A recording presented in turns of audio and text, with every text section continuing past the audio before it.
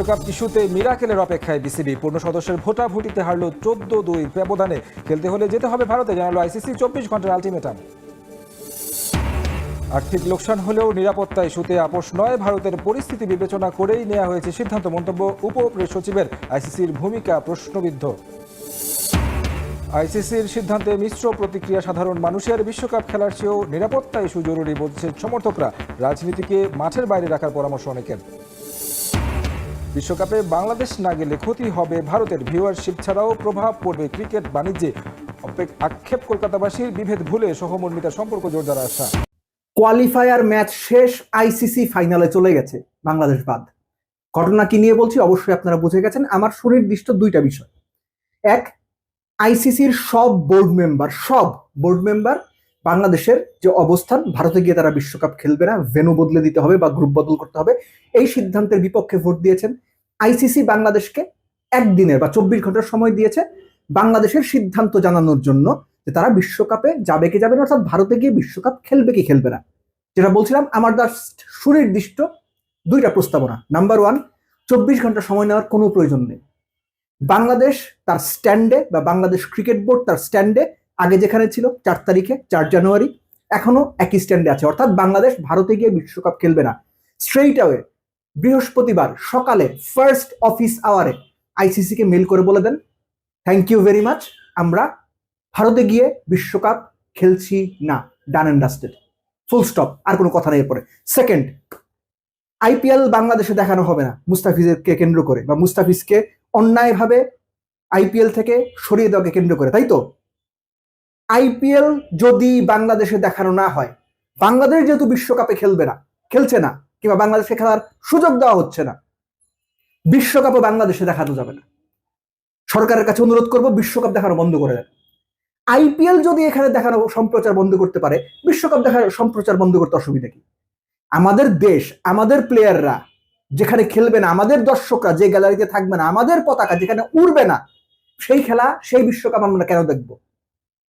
আমি যদি ভুল বলে থাকি কমেন্ট বক্সে বলেন যে ভুল বলছেন, কিন্তু আমি চাই বিশ্বকাপটাও যদি বাংলাদেশ শেষ পর্যন্ত মানে সবকিছু উল্টে দিয়ে বিশ্বকাপ খেলার সিদ্ধান্ত না নেয়, ধরে নিচ্ছে বাংলাদেশ বিশ্বকাপে যাবে না, তাহলে যেন বাংলাদেশে বিশ্বকাপ সম্প্রচার করাও না হয়, এটা আমার অনুরোধ। আমরা অপেক্ষায় ছিলাম যে আইসিসির যে মিটিং সেখানে কি হয়। অপেক্ষার ফল যে বাংলাদেশের পক্ষে আসবে না, এটা ভাই আপনি যেমন জানতেন, আমিও তেমন জানতাম, বিসিবিও জানতো।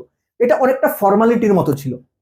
তো অফিসিয়ালি বা ফর্মালি আইসিসি তাদের বোর্ড মিটিং এ, বিসিবিতে যে দেখেন যেমন বোর্ড মিটিং হয়, গাড়ি নিয়ে, দামি দামি গাড়ি নিয়ে বিসিবি পরিচালকরা আসে, গণমাধ্যম কর্মীরা ক্যামেরা নিয়ে গাড়ির পাশে পেছনে পেছনে যায়, গাড়ির ভিডিও করে, কে কোন গাড়িতে আসছে এই সমস্ত নিউজ করে। তো ওইখানে কি হয় আমি জানি না, তো তারা ওইরকম করে আসছে, মিটিং করছে, মিটিং করে তাদের সিদ্ধান্ত জানাই দিচ্ছে। ফাইন এনাফ, বাংলাদেশেও আমার অনুমান প্রস্তুত ছিল যে এরকম একটা সিদ্ধান্তই আসতে যাবে। সো এতদিন এই যে কথাবার্তা, অমুক দেশ বাংলাদেশের পক্ষে দাঁড়াবে, অমুক দেশ বাংলাদেশকে ভোট দেবে, হ্যান ত্যান, আসলে ভাই স্বার্থের জায়গায় আপনি আপনার স্বার্থ দেখবেন, আমি আমার স্বার্থ দেখব। আপনার স্বার্থ দেখার জন্য আমি দৌড়ে যাব না, আমার স্বার্থ দেখার জন্য আপনি দৌড়ে আসবেন না।